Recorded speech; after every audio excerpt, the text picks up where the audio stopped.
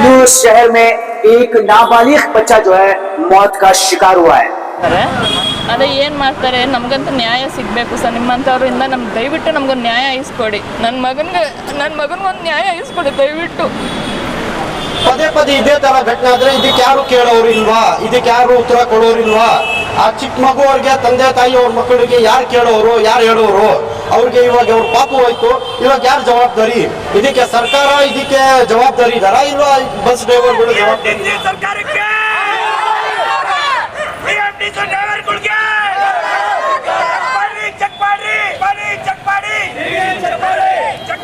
बेंगलुरु शहर में एक और मौत हुई है और आज फिर से जो है एक मर्तबा बेंगलुरु शहर में एक नाबालिग बच्चा जो है मौत का शिकार हुआ है।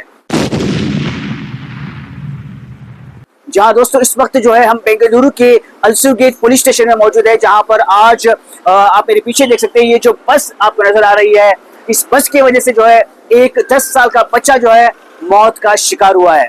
जहां दोस्तों इस वक्त जो है बेंगलुरु शहर में लगातार ये हादसे देखने को मिल रहे हैं कि बीएमटीसी के नेग्लिजेंस की वजह से जो है दिन ब दिन मौत होती जा रही है।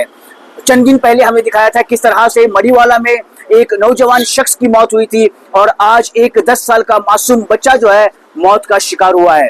जहाँ दोस्तों एक अफसोस की बात यह है कि बच्चा जो है अपने पेरेंट्स के साथ 4 बजे के करीब जो है सिटी मार्केट जामिया मस्जिद के पास था, जहाँ पर ये बस ने जो है पीछे से टक्कर मारकर बच्चे को गिराया और जैसे ही बच्चा नीचे गिरता है उसके ऊपर जो है गाड़ी चल जाती है। सोचने वाली बात है कि बीएमटीसी के बस ड्राइवर जो इस तरह की ड्राइविंग कर रहे हैं कि लगातार जो है बेंगलुरु शहर में इस तरह के हादसे देखने को मिल रहे हैं। आज सुबह में 7 बजे जो है गुरपनपाले में एक सेम एक्सीडेंट हुआ है, जिसमें एक शख्स का जो है कंप्लीट राइट हैंड जो है डैमेज हुआ है और 5 बजे यही बीएमटीसी की वजह से जो है एक बच्चे की मौत हुई है। इस वक्त जो है अल्सुर गेट पुलिस स्टेशन के सामने हम यहाँ पर मौजूद है। हमारे साथ जो है बच्चे की माँ है, आइए इनसे बात करते हैं और देखते हैं इनका क्या कहना है।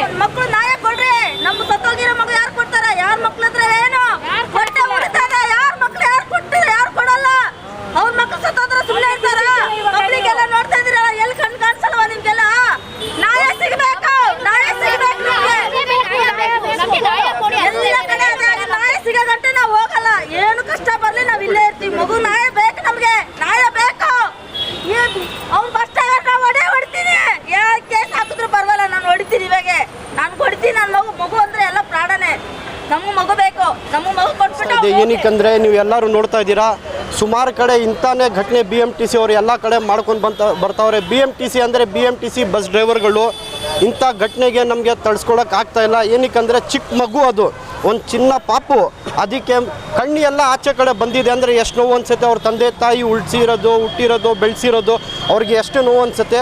ಮೊನ್ನೆನೂ ಇದೇ ಥರ ಒಂದು ಘಟನೆ ಆಯಿತು. ಎಲ್ಲಂದರೆ ನೀವು ನೋಡ್ತಾ ಇದ್ದೀರಾ, ಬೊಮ್ಮನಹಳ್ಳಿ ಹತ್ರ ಸಿರ್ಬೋರ್ಡ್ ಹತ್ರ ಇದೇ ಥರ ಘಟನೆ ಆಯಿತು.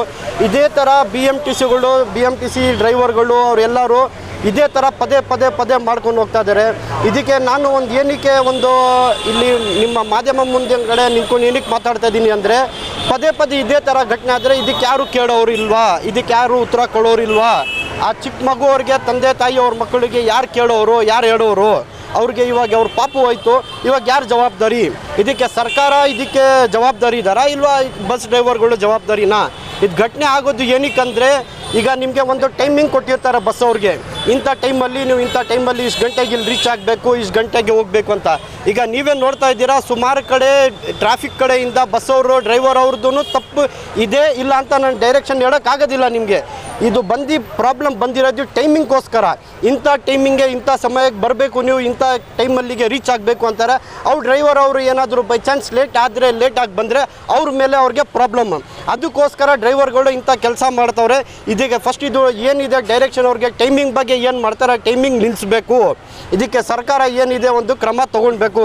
ನೀವು ಬೈ ಚಾನ್ಸ್ ಇಂಥ ಘಟನೆಗೆ ನಿಲ್ಲಿಸಿಲ್ಲ, ಇಂಥ ಘಟನೆಗೆ ನೀವು ಏನಾದರೂ ಕ್ರಮ ತೊಗೊಂಡಿಲ್ಲ ಅಂದರೆ ಮುಂದಿನ ದಿನ ನಮ್ಮ ಎಲ್ಲ ಸಂಘಟನೆಯವರು, ಒಕ್ಕೂಟವರು ಎಲ್ಲರೂ ನಾವು ಒಂದೇ ಈಗ ಈ ಇಲ್ಲಿ ನಿಂತ್ಕೊಂಡ್ಬಿಟ್ಟು ನಾನು ಮಾತಾಡ್ತಾ ಇದ್ದೀನಿ. ನಾನು ಯಾವುದೋ ಒಂದು ಸಂಘಟನೆಯವನಲ್ಲ ಅಂತ ಹೇಳೋದಿಲ್ಲ.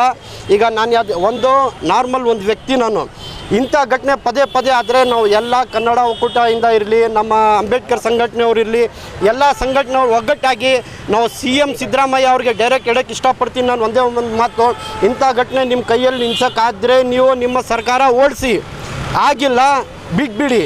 ಇಲ್ಲ ಅಂದರೆ ನಾವು ಮುಂದಿನ ದಿನ ನಮ್ಮ ದಲಿತ ಸೇನೆ ವತಿಯಿಂದ ನಾವು ಎಲ್ಲ ಸಂಘಟನೆಯವ್ರು ಸೇರಿ ವಿಧಾನಸೌಧಗೆ ಮುತ್ತಿಗಾಗ್ತೀವಿ ಅಂತ ನಾನು ಹೇಳೋಕ್ಕೆ ಇಷ್ಟಪಡ್ತೀನಿ.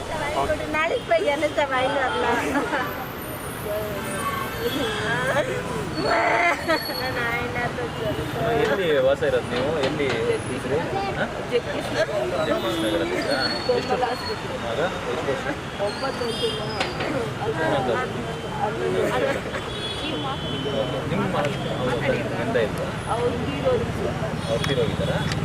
ಹತ್ತು ವರ್ಷ ಆಯ್ತು ಅವ್ರು ತೀರೋದಿ. ನನ್ನ ಮಗನೇ ನನ್ನ ಜೀವನ ಮಾಡ್ತೀವಿ.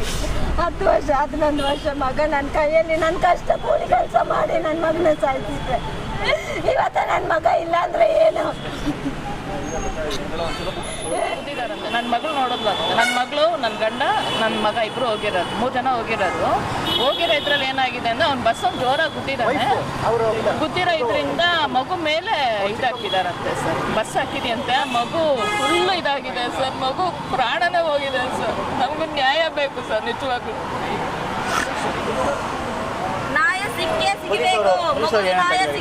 ಪೊಲೀಸರಿನ ಫೈಲ್ ಮಾಡ್ತಾ ಇರಂಗಿದ್ದಾರೆ.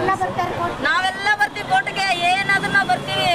ಅವ್ರು ಬಂದ್ಬಿಟ್ಟು ಗೌರ್ಮೆಂಟ್ ಅಧಿಕಾರಿ ಅಂತ ಅವ್ರಿಗೆ ಏನು ಅವ್ರ ಮೇಲೆ ಕ್ರಮ ತಗೊಳ್ಳಲ್ಲ ಅಂತ ನಾನು ಕೇಳ್ಕೊಳ್ತಾ ಇದ್ದೀನಿ. ಅವ್ರ ಮೇಲೆ ಕ್ರಮ ಏನು ತಗೊಳಕ್ಕಾಗಲ್ಲಣ್ಣ. ಸರ್ಕಾರಕ್ಕೆ ಕ್ರಮ ತಗೊಳಕ್ಕಾಗಿಲ್ಲ ಅಂದರೆ ನಮ್ಗೆ ಹೇಳ್ರಿ, ನಾವು ಅದಕ್ಕೆ ನಾವು ಉತ್ತರ ಕೊಡ್ತೀವಿ. ಪಬ್ಲಿಕ್ ಅವ್ರಿಗೆ ಕೊಡಕ್ಕೆ ಹೇಳ್ರಿ, ಅದಕ್ಕೆ ಉತ್ತರ ನಾವು ಕೊಡ್ತೀವಿ. ಏನಕ್ಕಂದ್ರೆ ನಾವು ಸಂವಿಧಾನಕ್ಕೆ ನಾವು ಕೈಯಲ್ಲಿ ತಗೊಂಡ್ಬಾರ್ದಂತ ನಾವು ಏನು ಇದು ಮಾಡ್ತಾ ಇಲ್ಲ. ದಯವಿಟ್ಟು ನಮಗೆ ಇದು 8 ವರ್ಷದ ಮಗು ಅಂತೆ, ಮಗು ಮೇಲೆ ಫಸ್ಟ್ ವೀಲು ಸೆಕೆಂಡ್ ವೀಲು ಎಕ್ಕಿರೋದಂತೆ.